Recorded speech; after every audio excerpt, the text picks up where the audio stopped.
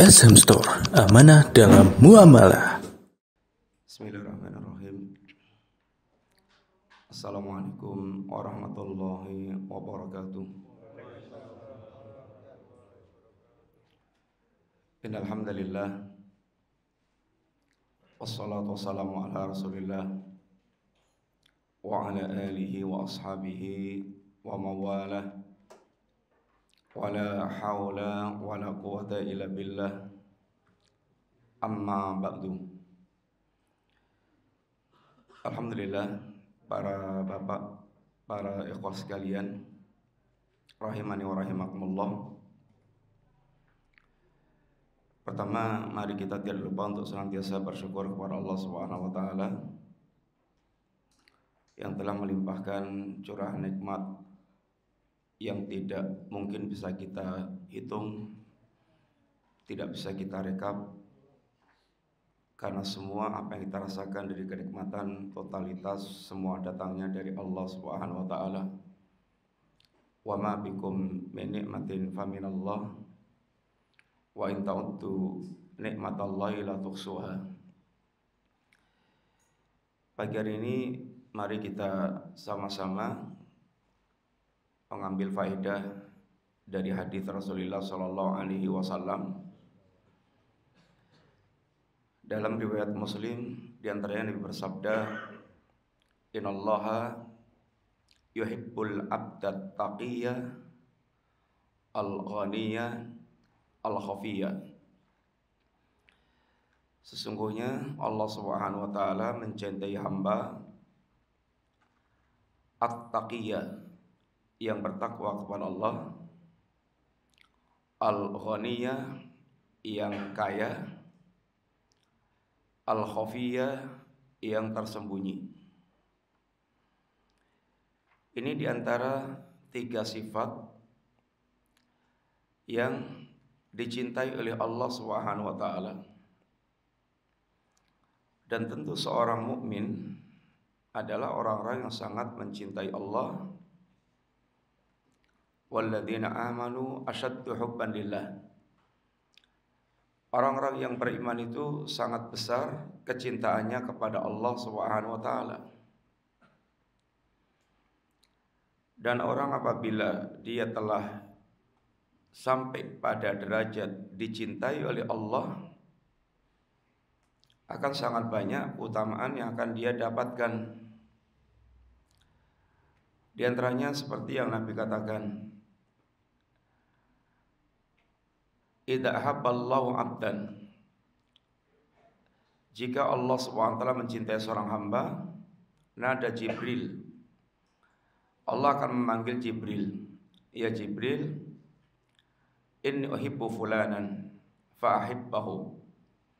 Wa Jibril, sesungguhnya aku mencintai si fulan, maka cintailah si fulan. Fa yuhibbuhu, Jibril pun mencintai si fulan. Lalu Jibril memanggil kepada malaikat yang ada di langit, innallaha yuhibbu fulanan, wahai para malaikat, sungguhnya Allah mencintai si fulan. Fahibbuhu, maka cintalah si fulan. Fayuhibbunahu, para malaikat pun mereka mencintai orang tersebut. Lalu Allah takkan al-qabul, penerimaan pula pada ahlul ardi. Tentu ini adalah keutamaan yang sangat besar. Ketika Allah mencintai seorang hamba, para malaikat pun akan ini mencintai orang tersebut dengan kecintaan Allah Ta'ala. Dan juga Allah akan letakkan al-qabul, penerimaan pada ahlul ardi. Demikian pula seperti dalam hadis wali yang Nabi meriwayatkan dari Allah Subhanahu wa taala. Ini hadis qudsi. Allah Subhanahu wa taala berfirman, "Man ada waliyan faqad adantuhu bil harbi." Barang siapa mengganggu, menyakiti waliku, maka dia atau telah kuumumkan perang dengannya. Ini tentu bencana besar kalau seorang mereka diperangi oleh Allah Subhanahu wa taala. Mengganggu, menyakiti wali-wali Allah, maka dia telah deklarasikan perang dengan Allah Subhanahu wa taala. Kemudian Allah sebutkan tentang siapa itu para wali-wali Allah taala. Wa ma taqarraba ilayya 'abdi bi syai'in ahabbu ilayya mimma aftaratu 'alaihi. Dan tidaklah hambaku senantiasa mendekatkan diri kepadaku dengan sesuatu yang lebih aku cintai seperti kalau mereka mendekatkan diri kepadaku dengan hal-hal yang aku wajibkan. Taqarrub kepada Allah itu yang pertama dan utama adalah dengan menunaikan al-fara'id, hal-hal yang diwajibkan oleh Allah Subhanahu wa taala. Wala yazalu 'abdi yataqarrabu ilayya bin nawafil hatta uhibbahu. Dan hambaku senantiasa mendekatkan diri kepadaku dengan hal-hal yang sunnah, nawafil, hingga aku mencintai hambaku tersebut. Kemudian wa idza ahbabtuhu, jika aku telah mencintai hambaku, kuntu sam'ahu alladhi yasma'u bih wa basarahu alladhi yubsiru bih wa yadahu allati yubtisu biha wa rijlahu allati yamshi biha. Dan jika aku telah mencintai hambaku, aku akan menjadi telinganya yang dengannya dia mendengar, menjadi matanya yang dengannya dia melihat, menjadi tangan yang dengannya dia menggerakkan, dan menjadi kaki yang dengannya dia berjalan. Ini yang disebutkan diantaranya di dalam ini hadis tentang wali. Yang ada di sini seandainya disalahfahami, maka orang akan bisa menjadi beriktiqad tentang ittihadiyah, menyatunya Allah dengan dirinya. Yang maksud aku menjadi telinganya, menjadi matanya, tangan dan kakinya adalah hamba ini ketika telah sampai pada derajat kewalian, menjadi hamba yang betul-betul dicintai oleh Allah Subhanahu wa taala, dia tidak lagi berselera untuk melemparkan pandangannya, memasang telinganya, menggerakkan tangannya, dan menggerakkan kakinya kecuali dalam perkara-perkara yang diridhai oleh Allah Subhanahu wa taala. Bukan menyatunya Allah dengan makhluk tersebut. Karena Allah pun tegaskan, wa idza sa'alani la'utiyanna wa idza sta'adani la'uidanna. Kalau dia minta pasti akan aku kabulkan, kalau dia minta perlindungan pasti akan aku lindungi. Sehingga Nabi juga pernah sampaikan, ada di antara hamba Allah yang tampilannya itu madfu'un bil abwab. Kalau dia ke pintu-pintu orang ditolak, karena nggak ada keuntungan dunia yang bisa diharapkan di orang tersebut. Sebagaimana keumuman yang ada di tengah-tengah kehidupan kita. Tapi kata Nabi, lau aqsama 'ala Allah la abarrahu. Orang ini kalau dia bersumpah dengan nama Allah, Allah akan kabulkan. Karena dekatnya hamba ini kepada Allah Subhanahu wa taala. Ikhwan fillah, tapi untuk mendapatkan kecintaan Allah itu tidak semata-mata bisa kita klaim. Kata para ulama, alaysa sa'nu an tuhibba. Perkaranya itu bukan Anda mengeklaim mencintai Allah Subhanahu wa taala. Walakin asya'an an tuhab. Tapi perkaranya itu adalah apakah Anda dicintai. Kalau mengeklaim cinta, siapapun kita bisa mengeklaim cinta. Bahkan orang Yahudi juga mengeklaim mencintai Allah. Orang musyrik juga mengeklaim mencintai Allah. Tetapi semua kecintaan mereka didustakan oleh Allah Subhanahu wa taala. Orang itu mengatakan nahnu abna Allah wa ahibba'u. Kami adalah anak-anak Allah dan kekasih-kekasih Allah Subhanahu wa taala. Dan klaimnya Yahudi didustakan oleh Allah taala. Orang musyrikin juga wa minan nas may yattakhidhu min dunillahi andadan yuhibbunahum ka hubbillah. Sebagian orang ada yang mereka menjadikan tandingan bagi Allah. Mereka mencintai tandingan-tandingan itu seperti mereka mencintai Allah. Artinya orang-orang musyrik mereka juga merasa mencintai Allah Subhanahu wa taala. Dan mereka juga beribadah kepada Allah selain juga beribadah kepada selain Allah taala. Tapi kecintaan mereka kecintaan yang ditolak Allah karena kecintaan yang disekutukan kepada selain Allah Subhanahu wa taala. Ikhwati billah, bagaimana cara kita meraih kecintaan Allah taala? Di antaranya Nabi sebutkan dalam 3 hadis dengan 3 sifat utama tersebut. Innallaha yuhibbul abdat taqiyah. Yang pertama, ini hamba yang bertakwa kepada Allah Subhanahu wa taala.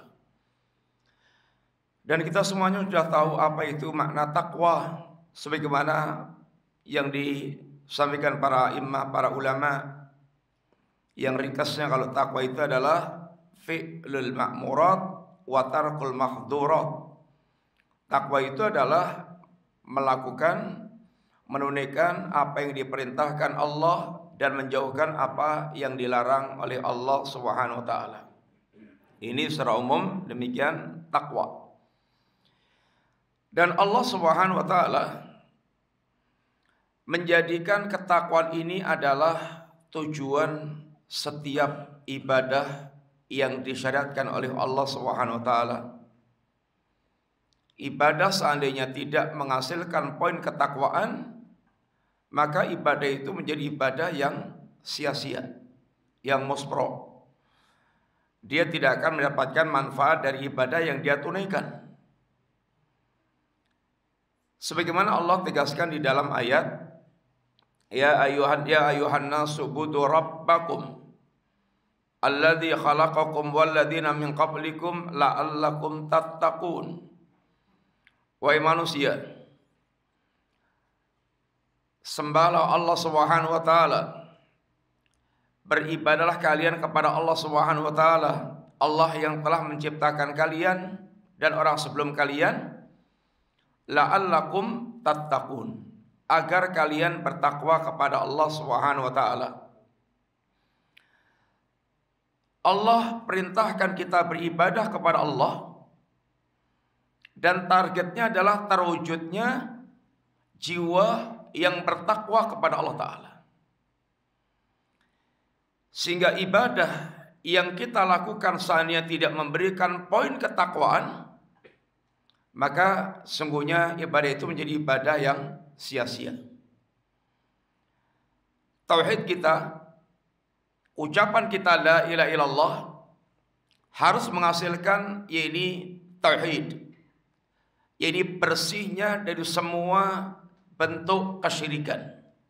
Syirkun akbar, syirkun ashar, iradatul dunya bi amalil akhirah. Ini adalah orang yang mereka, tuntutan orang yang mereka mengucapkan syahadat la ilaha illallah. Bagaimana dia bersih dari syirkun akbar, syirik yang secara totalitas akan menghancurkan ini tauhid. Dan syirik adalah barang najis. Innamal musyrikuna najasun. Sesungguhnya orang musyrik itu najis.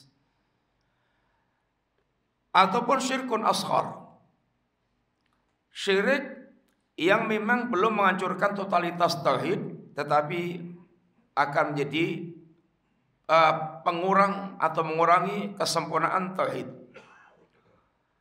Termasuk minan nawaqis, hal-hal yang akan mengurangi kadar kesempurnaan tauhid dan terancam dengan ancaman-ancaman yang berat. Atau iradatud dunya bi amalil akhirah, keinginan untuk mendapatkan dunia dalam amal-amal yang harusnya dia murnikan untuk mencari kampung akhirat. Ini semuanya merupakan yaitu kotoran-kotoran ini tauhid seseorang. Tauhid menuntut kita ucapan la ilaha illallah, kita menuntut kita untuk mewujudkan tauhidul ibadah, bersihnya dari segala macam syirik, syirkun akbar, syirkun asghar, maupun iradatud dunya bi amalihil akhirah. Salat kita ada yang Allah katakan qad aflahal mu'minun alladzina hum fi salatihim khashi'un. Ada yang Allah katakan fawailun lil musallin.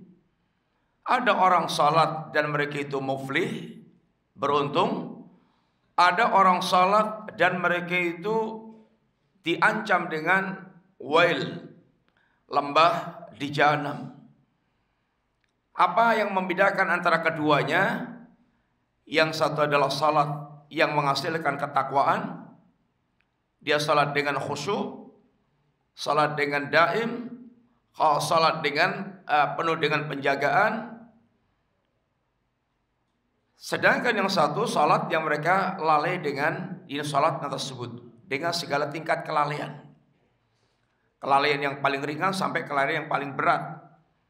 Maka mereka terancam dengan kerugian dengan salat yang mereka lakukan. Sehingga salat harus menghasilkan ketakwaan. Innas salata tanha 'anil fahsya'i wal munkar. Salat ini seandainya ditunaikan dengan benar pasti akan menghasilkan ketakwaan jiwa, yaitu terhindarnya dari al-fahsya dan kemungkaran. Salat sangat berkaitan dengan tasfiyatun nafas. Dan puncak tasfiyatun nafas adalah terwujudnya ketakwaan kepada Allah Subhanahu wa taala. Maka ada salat yang menguntungkan bagi pemiliknya dan ada salat yang justru membuat pelakunya dia diancam Allah dengan wail. Salat yang tidak ada khusyuknya, salat yang dia tidak jaga benar, yakni salatnya, salat yang boleh jadi dia tunaikan dengan bolong-bolong. Karena paling tidak Allah katakan salatnya orang yang mukmin alladzina hum fi salatihim khashi'un. Kemudian walladzina hum 'ala salawatihim yuhafidun. Alladzina hum 'ala salatihim daimun. Khashi'un, hafidun, daimun. Ini yang dikatakan orang mereka menegakkan salat. Puasa, seandainya dia lakukan dengan benar, puasa ini akan menghasilkan ini tasfiyatun nafas, ketakwaan kepada Allah Subhanahu wa taala, sehingga dijanjikan dengan sekian banyak keutamaan yang sudah kita semuanya ketahui. Alangkah sangat besarnya keutamaan puasa yang dijelaskan oleh Allah dan Rasulnya Sallallahu Alaihi Wasallam. Tapi ada orang-orang yang mereka berpuasa dan tidak mendapatkan keuntungan apapun kecuali hanya lapar dan haus. Rubba sa'imin laisa lahu min syami ilal ju' wal atas. Berapa banyak orang mereka berpuasa tapi dengan puasanya itu tidak mendapatkan apapun kecuali lapar dan haus. Kenapa? Puasa yang satu, puasa yang menghasilkan ketakwaan kepada Allah Ta'ala, sehingga mendapatkan keutamaan besar dengan puasanya itu. Baik itu keutamaan dunia maupun keutamaan di akhirat. Sedangkan orang yang mereka dikatakan ini puasanya hanya mendapatkan lapar dan haus, karena puasanya tidak menghasilkan ketakwaan. Puasanya mereka tidak menahan dari perbuatan kemaksiatan. Malam yada khalasu wal amala bih falaysa lillahi hajatun fi ayat ta'ama wa syarabahu. Berapa banyak orang yang mereka itu berpuasa, barang siapa yang puasnya tidak membuat dia meninggalkan perbuatan-perbuatan al-amay ini, al-qauluz zur, perkataan yang dusta, perkataan yang palsu, omongan yang jorok, ya ini berbagai macam kemaksiatan yang berkaitan dengan lisan, maupun tidak meninggalkan perbuatan-perbuatan kemaksiatan, maka dia tidak mendapatkan apapun dari puasanya kecuali ini lapar dan haus. Demikian pula ketika seorang dia berzakat, dia berhaji, dan seluruh amal ketaatan ini diperintahkan Allah dalam rangka untuk mengantarkan kita memiliki jiwa ketakwaan kepada Allah Subhanahu wa taala. Ada beberapa ungkapan ketakwaan yang disampaikan para imam, para salaf kita. Di antaranya perkataan para sahabat Nabi. Indikator kalau seorang itu dia memiliki ketakwaan kepada Allah Subhanahu wa taala. Di antaranya Ali bin Abi Thalib. Beliau pernah mengatakan atau punya ungkapan bahwa orang dia dikatakan bertakwa kepada Allah Subhanahu wa taala jika memiliki 4 hal ini. Yang pertama, al-khaufu minal jalil. Hatinya ada rasa takut kepada Allah al-jalil. Yang rasa takut inilah yang akan menjadikan seorang dia tertahan, menahan diri dari segala bentuk larangan Allah Subhanahu wa taala. Tertanamnya rasa khauf, khasyah dalam dirinya yang menghasilkan dia bisa meninggalkan hal-hal yang diharamkan oleh Allah Subhanahu wa taala. Dan rasa khauf, rasa takut kepada Allah di antaranya tumbuh yaitu dengan sejauh mana dia mengetahui tentang Allah taala. Sehingga Allah mengkaitkan antara khasyah, rasa takut, dengan ilmu. Innama yakhsyallaha min ibadil ulama. Sesungguhnya yang benar-benar bisa takut kepada Allah di kalangan para hambaku adalah para ulama. Allah kaitkan antara khasyah dengan ilmu. Ini takut yang didasarkan dengan ilmu, pengenalan mereka tentang Allah Subhanahu wa taala. Sehingga semakin orang mendalam ilmunya tentang Allah, maka dia akan semakin muncul rasa takutnya kepada Allah Subhanahu wa taala. Wallahi, kata Nabi, inni la'a'lamukum billah wa athqakum lah. Demi Allah, aku adalah orang yang paling tahu tentang Allah taala, paling berilmu tentang Allah taala, dan aku orang yang paling bertakwa kepada Allah taala. Sehingga ketakwaan, rasa takut kepada Allah beriringan diantaranya dengan ini sejauh mana kita mengenal Allah Subhanahu wa taala. Al-khaufu minal jalil. Orang yang bertakwa itu diantaranya hatinya ada rasa takut kepada Allah Subhanahu wa taala. Yang rasa takutnya ini akan menahan dia dari seluruh perbuatan kedurhakaan kepada Allah taala. Dan hakikat ketakwaan adalah pengagungan hamba kepada Allah taala. Dan orang mereka mengagungkan Allah, maka dia akan perhatian dengan perintah Allah, larangan Allah. Wa may yu'azzim sya'airallah fa inna min taqwal qulub. Barang siapa yang dia betul-betul barang siapa yang mengagungkan syiar agama Allah, ini tanda adanya ketakwaan di dalam hati seorang. Yang kedua, kata Ali, wal amalu bit tanzil. Seorang yang bertakwa itu dia akan mengamalkan apa yang diturunkan oleh Allah Subhanahu wa taala. Ketakwaan kita akan mendorong kita mengamalkan apa yang diturunkan Allah Ta'ala. Yang Allah turunkan yaitu risalah, Al-Quran, As-Sunnah. Dan untuk mengamalkan ini tentu membutuhkan ilmu. Sehingga ada atau sangat erat kaitan ketakwaan dengan semangatnya orang untuk dia belajar ilmu. Orang mereka semakin besar ketakwaan seorang, akan semakin semangat dia mempelajari agama Allah Subhanahu wa taala, karena dia ingin sekali seandainya detik-detik dia semuanya adalah ketaatan kepada Allah, dan setiap amalan menuntut dia untuk mengetahui apa yang diajarkan oleh Allah Subhanahu wa taala. Maka sangat erat kaitan antara orang mereka bertakwa dengan semangat belajar ilmu. Semakin tinggi ketakwaan seorang, pasti akan muncul semangat dalam mempelajari ilmu. Dan semakin rendah ketakwaan seorang, akan semakin dihinggapi rasa malas dan merasa tidak butuh dengan mempelajari ini risalah agama ini. Yang ketiga, waridha bil qalil. Mereka ridha dengan pembagian Allah yang sedikit. Yang ini menunjukkan tentang kefahaman dia tentang Allah SWT, sang pembagi.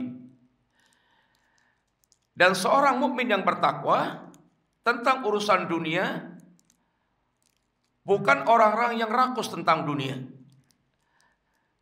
Dia akan berhias dengan sifat qanaah, merasa cukup dengan pemberian Allah SWT. Karena dia pun tahu persis yang membagi rezeki adalah Allah Ta'ala. Dan harta pun, banyaknya harta itu yang halalnya akan dihisab oleh Allah, yang haramnya akan diadab oleh Allah Ta'ala. Sehingga seorang mukmin bukan orang yang rakus tentang urusan ini dunia. Dia akan qanaah dengan perkara atau dengan urusan dunia ini mereka. Yang keempat, kata Ali, yaitu wal istidadul yaumir rahil. Dia akan senantiasa bersiap-siap untuk menghadapi perjalanan yang sangat panjang, yaitu perjalanan menghadap Allah Subhanahu wa taala. Hari yang sangat dahsyat dan mengerikan, yang membutuhkan perbekalan yang harus dia pastikan. Dan bekal yang terbaiknya adalah ketakwaan seorang hamba kepada Allah Subhanahu wa taala. Maka Allah mengikat menyebutkan takwa 2 kali di antara perintah Allah untuk selalu muhasabah tentang bekal ini. Ya ayyuhalladzina amanu taqullaha wal tanzur nafsun ma qaddamat liqad wattaqullaha innallaha khabirum bima ta'malun. Wahai orang yang beriman, bertakwalah kalian kepada Allah Subhanahu wa taala. Dan hendaknya setiap jiwa senantiasa memperhatikan tentang apa yang telah dia lakukan liqad, untuk hari esoknya, yaitu hari saat menghadap Allah Subhanahu wa taala. Wattaqullaha, dan bertakwalah kepada Allah Subhanahu wa taala. Allah sebutkan takwa 2 kali di antara perintah muhasabah tentang amal-amal kita, karena memang ini perkara yang mesti kita perhatikan dengan serius hari-hari saat kita menghadap Allah Ta'ala. Yang Allah Subhanahu wa taala ingatkan, wattaqu yawman turja'una fihi ilallah thumma tuwaffa kullu nafsin ma kasabat wa hum la yuzlamun. Takutlah Anda akan datangnya hari saat Anda nanti akan dihimpun, dikumpulkan, dikembalikan kepada Allah Ta'ala, yang setiap jiwa nanti akan dibalas Allah dengan sempurna. Dan tidak ada seorang pun yang terzalimi dengan balasan Allah Subhanahu wa taala. Kau sekalian, hari-hari kita menghadap Allah perlu dipersiapkan khusus. Karena hari-hari itu sangat dahsyat. Kedahsyatan yang membuat setiap orang tidak lagi peduli dengan yang lainnya. Bahkan kedahsyatan yang membuat dia ingin seandainya bisa mengorbankan apapun dan siapapun demi keselamatan dia saat menghadap Allah Subhanahu wa taala. Di antaranya bagaimana digambarkan oleh Allah taala. Seandainya manusia siapkan tebusan untuk menebus kesulitan di hari itu, walaupun dengan kekayaan emas sebesar bumi, dan dia pakai untuk menebus azab Allah, maka tidak akan diterima oleh Allah Subhanahu wa taala. Innal ladzina kafaru wa matu wa hum kufarun fala yuqbala min ahadihim mil'ul ardi daban wala biftadabi. Sesungguhnya orang-orang kafir itu seandainya dia mati dalam keadaan kafir, seandainya dia ingin menebus azab Allah dengan emas sebesar bumi, fala yuqbala, sekali-kali tidak akan pernah diterima oleh Allah Subhanahu wa taala. Maka yang dikatakan sukses itu adalah sukses saat di akhirat kelak. Saat kita menghadap Allah Subhanahu wa taala. Sukses dunia kita sukses yang semu. Sukses yang bukan hakiki. Karena seandainya kita sanggup mengumpulkan kekayaan dunia sebesar apapun, itu tidak akan bisa dipakai untuk menebus kesulitan saat kita menghadap Allah Subhanahu wa taala. Kalau sekarang ini kita memiliki banyak koneksi, apalagi pembesar-pembesar negeri, jenderal atau pejabat atau orang-orang hebat, itu akan banyak memudahkan urusan kita.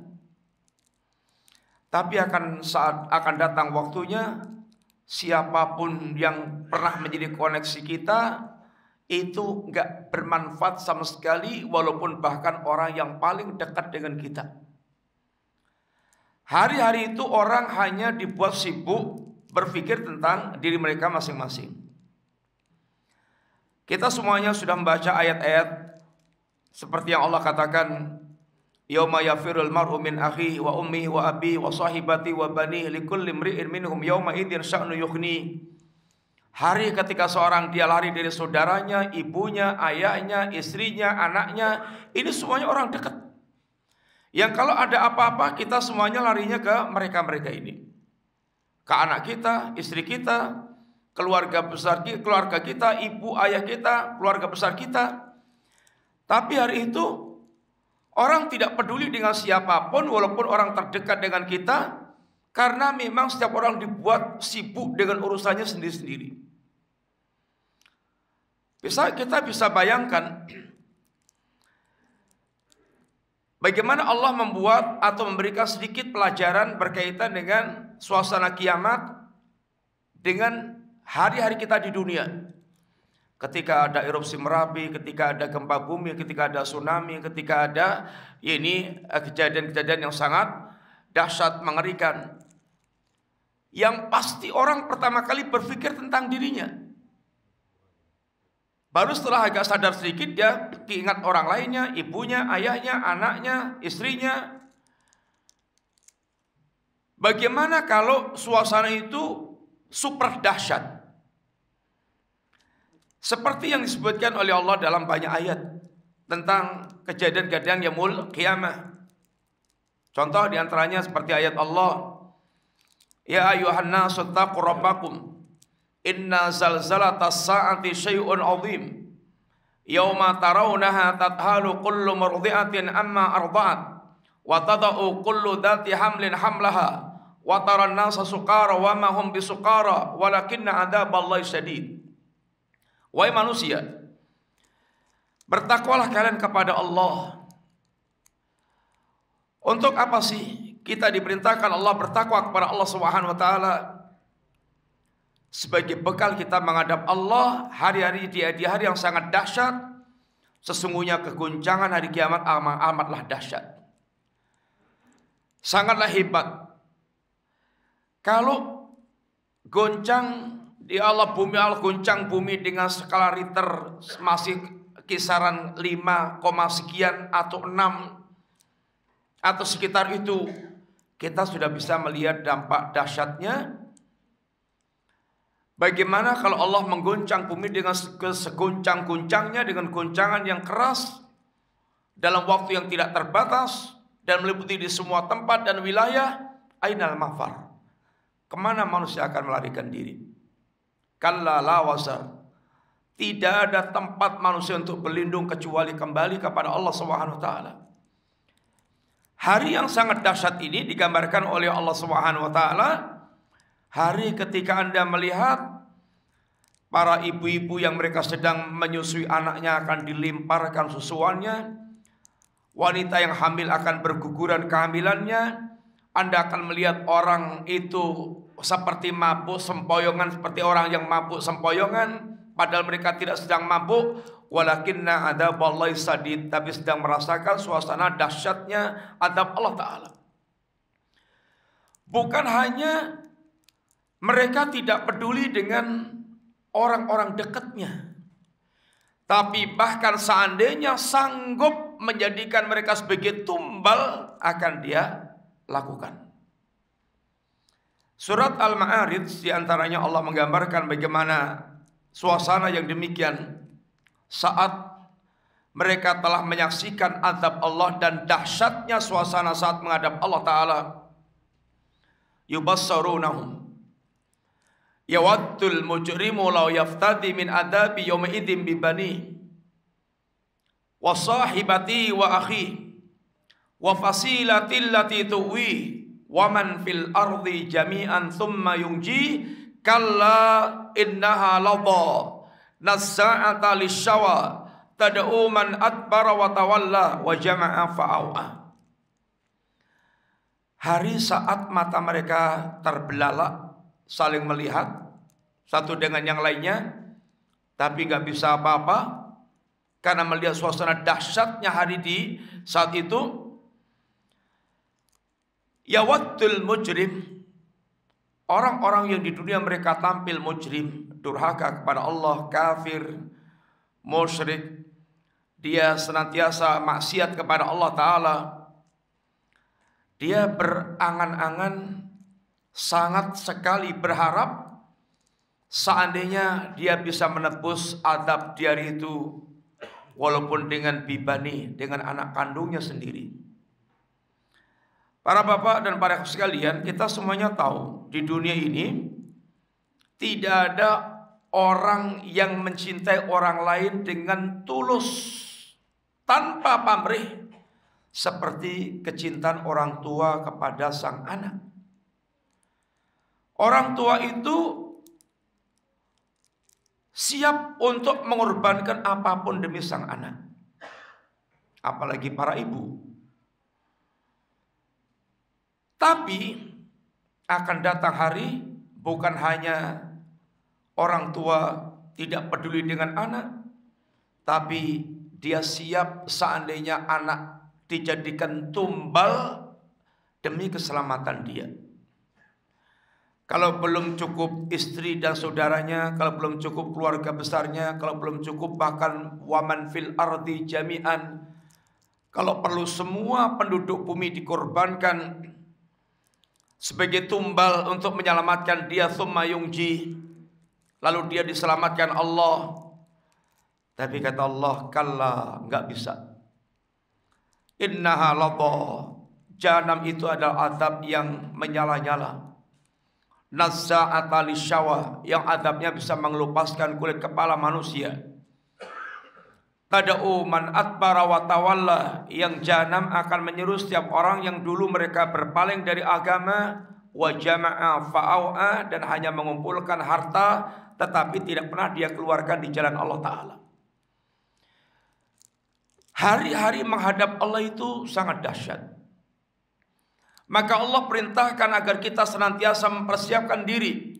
Wattaqu yawman turja'una fi ilallah. Wahai hamba Allah, takutlah kalian kepada akan datangnya hari saat Anda nanti semuanya akan dikumpulkan kepada Allah Ta'ala.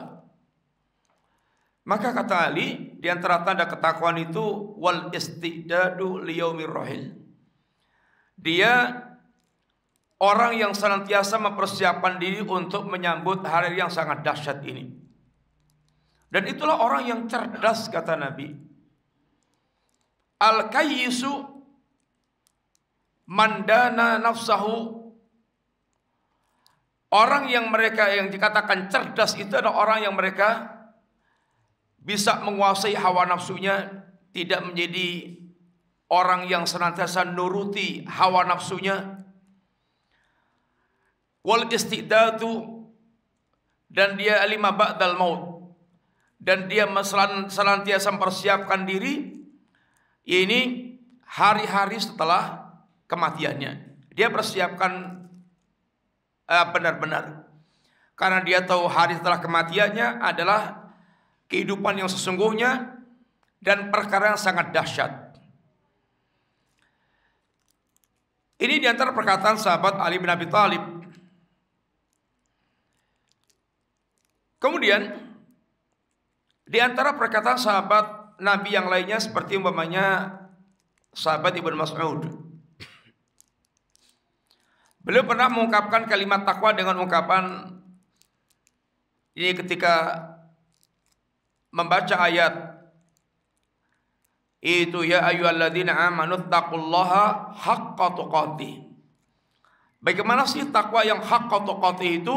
Satu, ini alla yuqsa ayyuta'a fala yuqsa. Allah itu hendaknya zat yang senantiasa dia taati dan tidak dia maksiati, karena pengagungannya kepada Allah Ta'ala.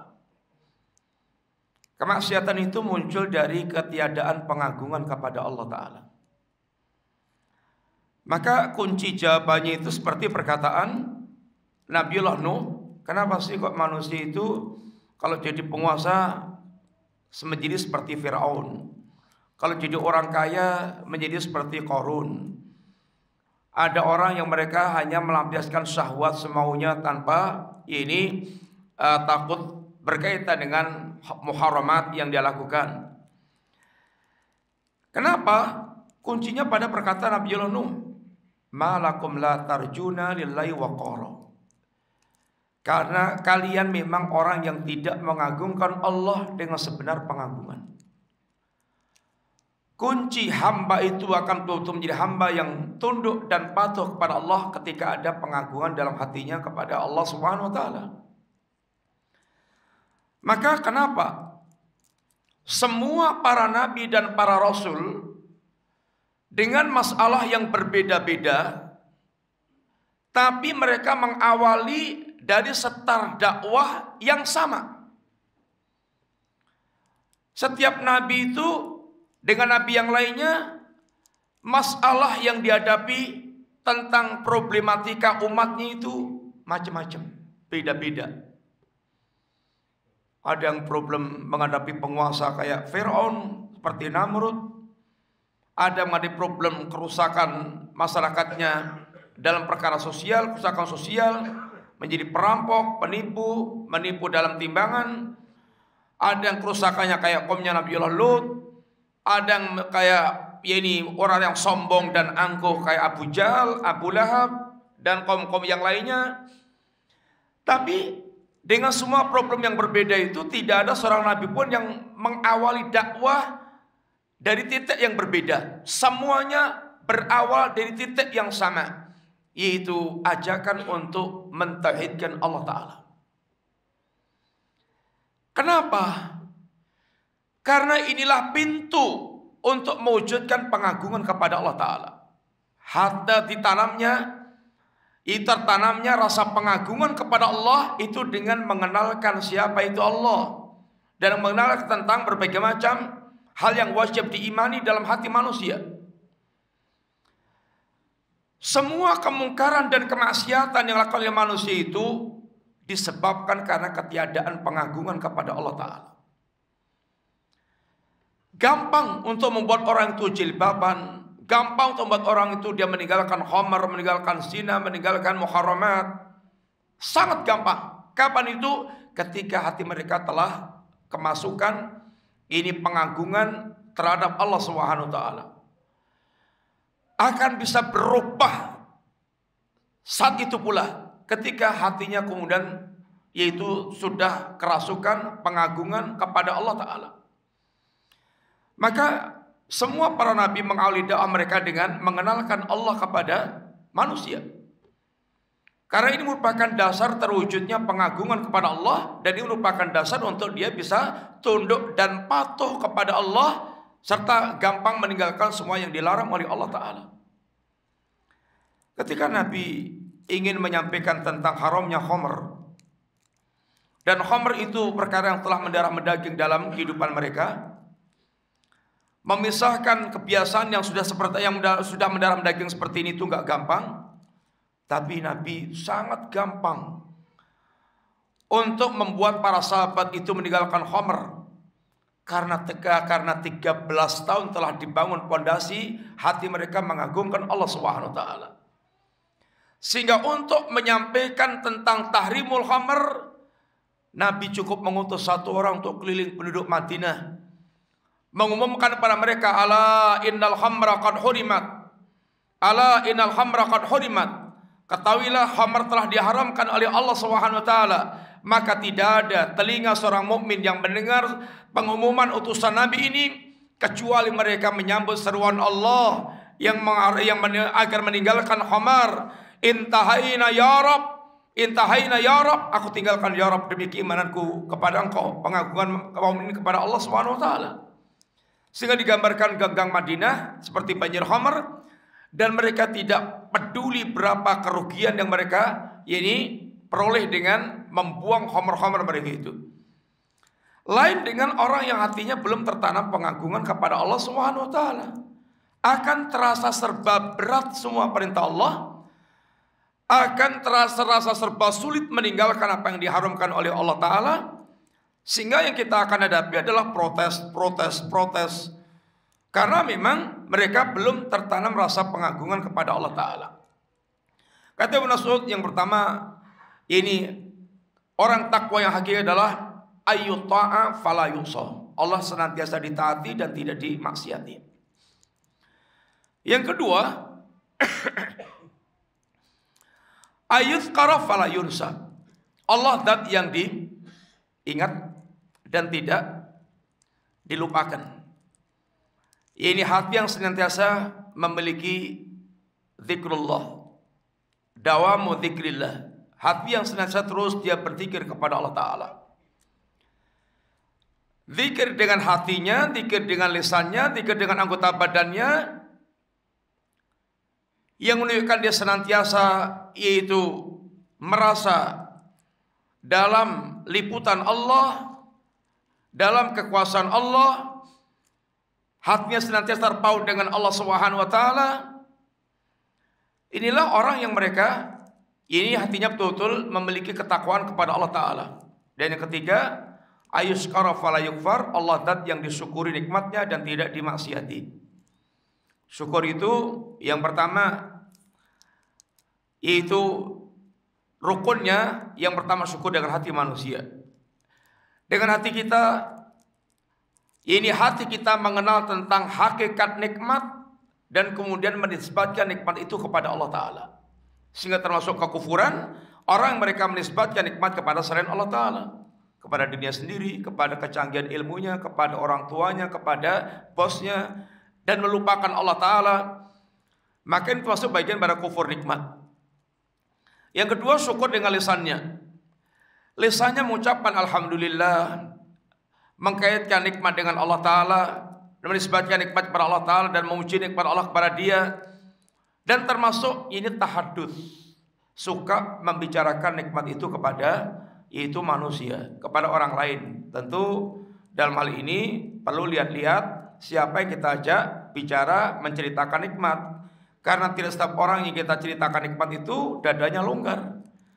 Ada orang-orang yang kalau kita cerita nikmat itu dadanya sempit, sesek, karena ada penyakit hasad, sehingga dia tidak lagi mendoakan, bahkan mereka merancang bagaimana menghilangkan nikmat yang kita dapatkan karena hasad. Kemudian bersyukur dengan anggota badan kita, menjadikan apa nikmat Allah untuk taat kepada Allah, tidak untuk maksiat, termasuk diantara dengan badan kita itu menampakkan athar nikmat Allah. Kalau dia diberi harta yang banyak, kemudian dalam masalah harta, rezeki, ya ditampakkan dengan pakaian yang wajar, dia fasilitas hidup yang menunjukkan dia mendapatkan nikmat Allah Subhanahu wa taala. Dan masih banyak ungkapan para salaf tentang ini ketakwaan. Yang pertama, hamba yang Allah cintai adalah abdun taqiyun, innallaha yuhibbul abda at-taqiyah. Allah mencintai hamba yang betul-betul mereka bertakwa kepada Allah taala. Yang kedua, ini al-ghaniyah, hamba yang kaya. Maksudnya adalah kaya hatinya. Yang Nabi katakan laisal ghina bi kasratil arab walakinnal ghina ghina nafas. Yang namanya kaya itu bukan kaya perabot, dia memiliki berbagai macam perabot kehidupan dunia, tapi yang namanya kaya adalah kaya hati. Seorang mukmin adalah orang yang mereka diplotnya adalah mental orang-orang kaya. Ini kaya hatinya, tidak merasa membutuhkan orang lain. Dia mencukupkan dengan apa yang Allah berikan kepadanya. Dan untuk bisa memiliki jiwa al-ghaniyah,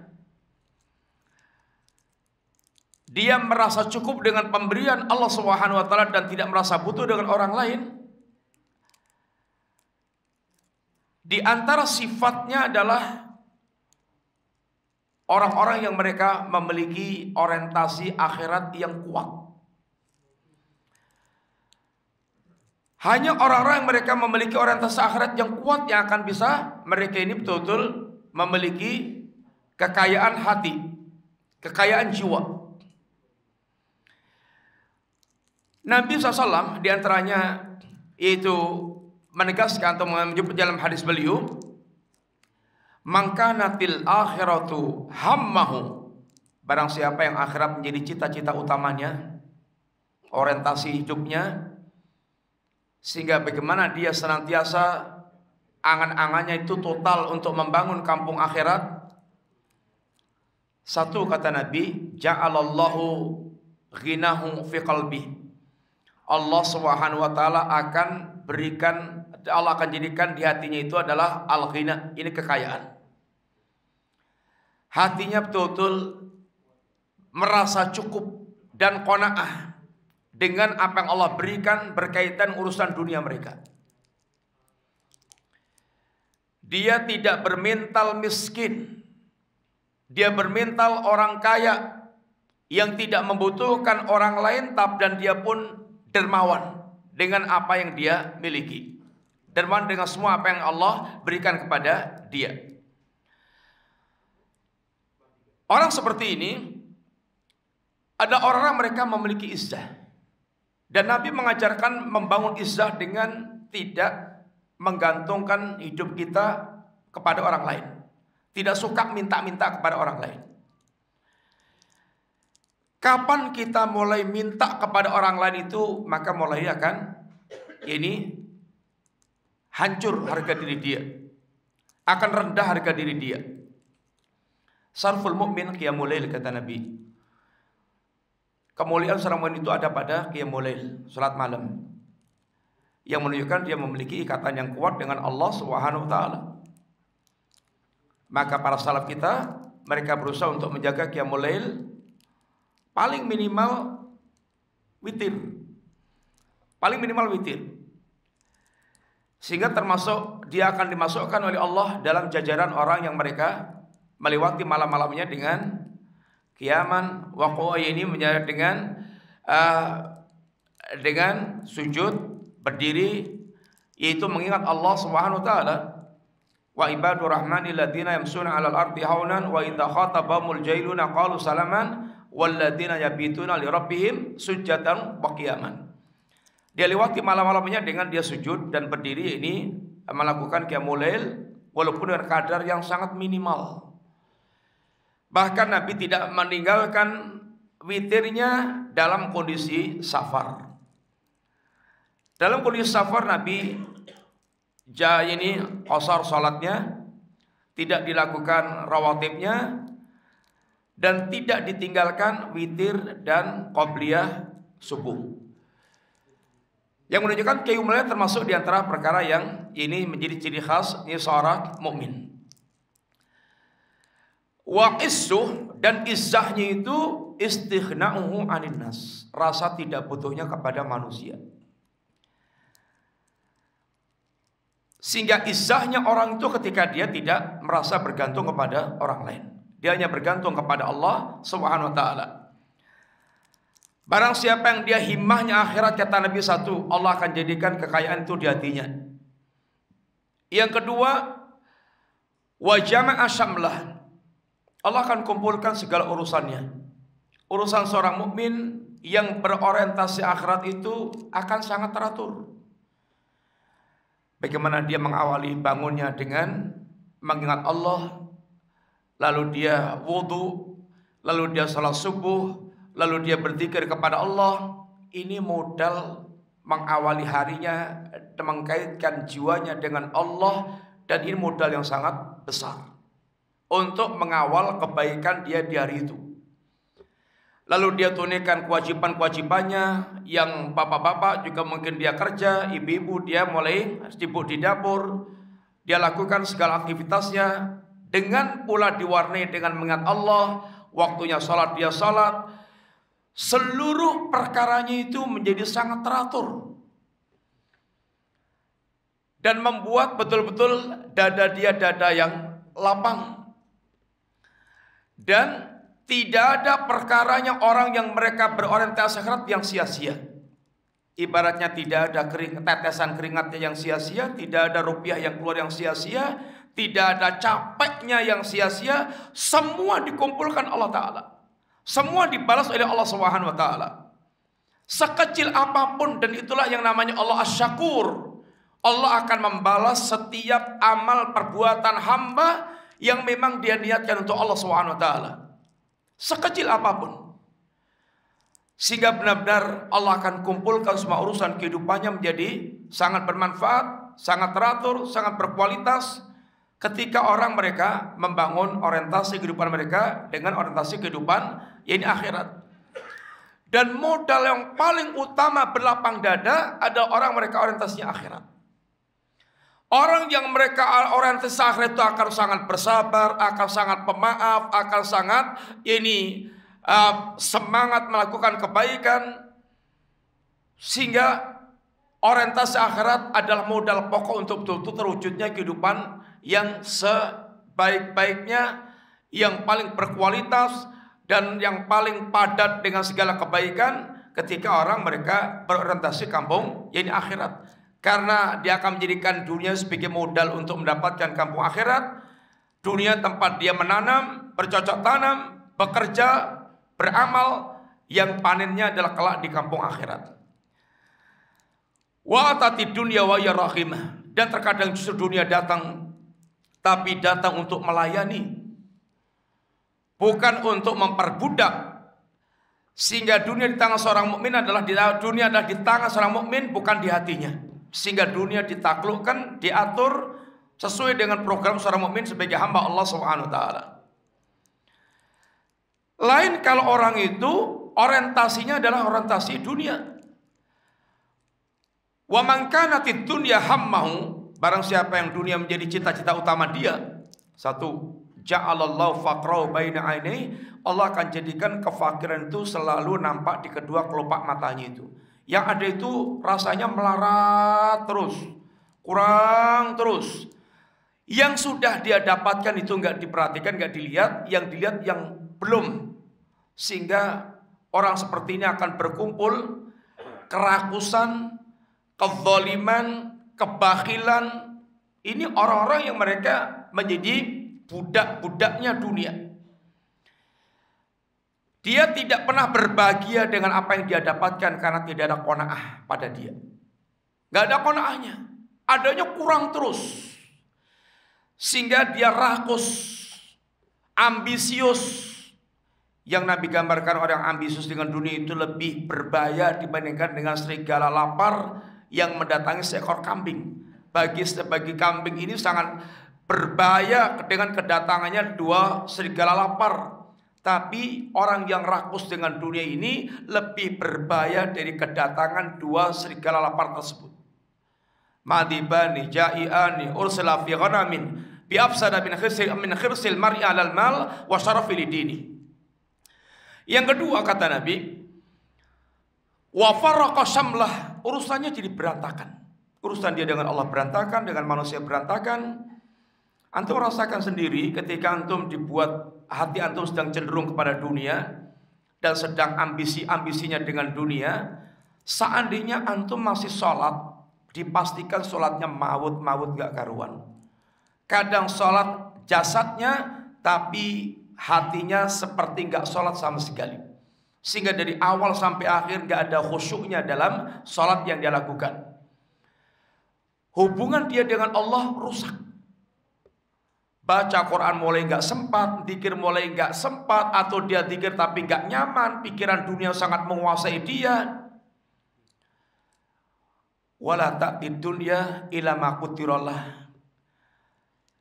Bagaimanapun dia telah menjadi budak-budak dunia, habis waktu, tenaga, pikirannya dia curahkan total untuk dunia. Dunia tidak datang pada dia kecuali yang ditakdirkan oleh Allah Subhanahu wa taala. Enggak akan bertambah. Ya segitu jatah dia.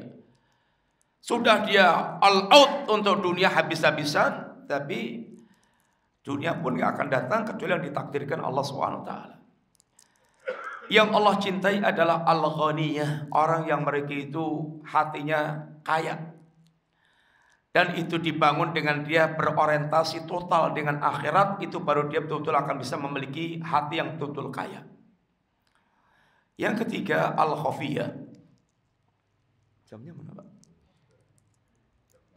Al-khafiyah, iya. 5 menit lagi. Hamba yang al-khafiyah, yang tersembunyi.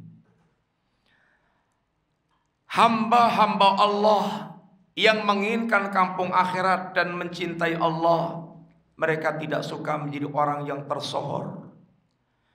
Mereka bukan orang yang gila keterkenalan, ketenaran. Kita hidup di zaman para penggila ketenaran. Semua apa yang mereka lakukan dia umumkan di medsos, dia statuskan. Bahkan lebih gila lagi, orang-orang mereka mencari ketenaran dengan hal-hal yang rusak, hal-hal yang haram, hal-hal yang sangat bertentangan dengan agama, hanya untuk pengen tenar. Para salaf kita, mereka memiliki potensi tenar, tetapi mereka justru tidak suka dengan ketenaran. Baik yang berkaitan dengan ibadah mereka, dengan ilmu mereka, dengan zuhud mereka, dengan ketakwaan mereka. Mereka memiliki potensi sangat tenar, tapi mereka menghindar dari ketenaran. Uwais Al-Qarni itu disebut oleh Nabi dengan ungkapan khairut tabi'in, sebaik-baik tabi'in. Dan Nabi pesankan kepada Umar, kalau kamu nanti ketemu Uwais Al-Qarni, mintalah kepada dia untuk memintakan ampun bagi kalian kepada Allah Ta'ala. Sehingga sewaktu Umar menjabat khalifah, setiap ada rombongan dari Yaman ditanyakan, ada enggak di antara kalian orang yang namanya Uwais Al-Qarni? Ditanya-tanya rombongan-rombongan itu. Yang satu saat ketemulah orang yang namanya Uwais Al-Qarni, ditanya, bukankah Anda namanya Uwais dari suku Qaran, Anda dulu punya penyakit ini, kemudian sembuh tinggal sekian. Semuanya dibenarkan. Lalu Umar minta agar dia mendoakan dirinya, memintakan ampun kepada Allah Subhanahu wa taala. Sejak saat itu Uwais dicari-cari orang, padahal tadinya Uwais adalah seorang yang tidak dikenal sama sekali, kecuali bahkan sebagai orang yang dianggapnya itu adalah orang-orang rendahan yang tidak mereka kenal siapa itu Uwais. Tapi setelah Uwais ini dicari-cari Umar dan ketemu, dan kemudian menjadi tenar namanya. Tapi setelah itu Uwais justru kemudian menghilang, nggak tahu ini kemana. Dia menghilang dari manusia, menghindar dari ketersohoran. Fitnatu syuhrah, fitnah ketenaran. Yazid Al-Aswad ketika seorang amir mengadakan sholat istisqa, meminta hujan, dan hujan belum pula turun, maka dia umumkan yang namanya Yazid Al-Aswad hendaknya berdiri. Berulang kali dipanggil baru dia berdiri demi kemaslahatan muslimin. Dia berdoa kepada Allah Subhanahu wa taala, dan tidak lama dia berdoa langsung hujan deras. Tenar nama dia. Kata Yazid, "Ya Allah, orang ini telah membuat aku tenar, maka wafatkan aku." Sepekan berikutnya dia mati. Para salaf kita memiliki potensi ketenaran yang sangat luar biasa. Ilmunya, ketakwaannya, dan segala macamnya. Tapi mereka menjadi orang-orang yang sangat menghindari ketenaran. Para salaf kita mengajarkan kita bagaimana mereka menyembunyikan amal-amal mereka. Macam menyembunyikan baca Qur'annya, menyembunyikan sedekahnya, menyembunyikan qiyamul lailnya. Di antara contohnya adalah Ali bin Husain bin Ali. Ini cucunya siapa, ikhwan? Cucunya Ali bin Abi Thalib. Dia nggak dikenal oleh orang Madinah sebagai orang yang dermawan, tapi ketika dia wafat, didapatkan di punggungnya itu plek hitam, dan ditanyakan pada keluarganya apa pekerjaan dia. Dia biasa gendong bahan makanan sendiri ke tempat orang-orang fuqara ketika matahari sudah tenggelam, sudah hari petang. Maka setelah itu, yang selama ini orang-orang selalu mendapatkan bahan makanan di depan rumahnya dan tidak tahu siapa yang ngasih, setelah dia wafat nggak ada lagi orang yang naruh bahan makanan. Baru orang tahu si fulan lah yang selama ini menaruh jadi bahan makanan. Ini ikhwan mudah-mudahan menjadi renungan bagi kita. Semoga Allah SWT memudahkan kita, memberikan taufiknya untuk menjadi abdan taqiyan, kemudian abdan khafiyan, dan abdan ghaniyan, hamba yang bertakwa, yang menginginkan dan tidak menginginkan ketenaran, hamba yang menginginkan kekayaan hati. Ini yang merupakan bagian sifat-sifat yang dicintai oleh Allah Subhanahu wa taala, dan semoga Allah memudahkan itu semuanya dan kita hanya bisa berharap kepada Allah taala. Demikian kita akhiri kajian kita, semoga manfaat. Segala kurang minta maaf. Jazakumullah khair. Wassallallahu ala nabiyina Muhammadin wa ala alihi washabihi wasallam. Allahumma aslih lana dinana allati wa ismatu amrina. Allahumma aslih lana dunyana allati fiha ma'ashuna. Allahumma aslih lana akhiratana allati fiha ma'aduna. Waj'alil hayata ziyadatan lana min kulli khair, waj'alil mauta rahatan lana min kulli syarr. Subhanakallahumma wa bihamdika asyhadu an la ilaha illa anta astaghfiruka wa atubu ilaik. Assalamualaikum warahmatullahi wabarakatuh.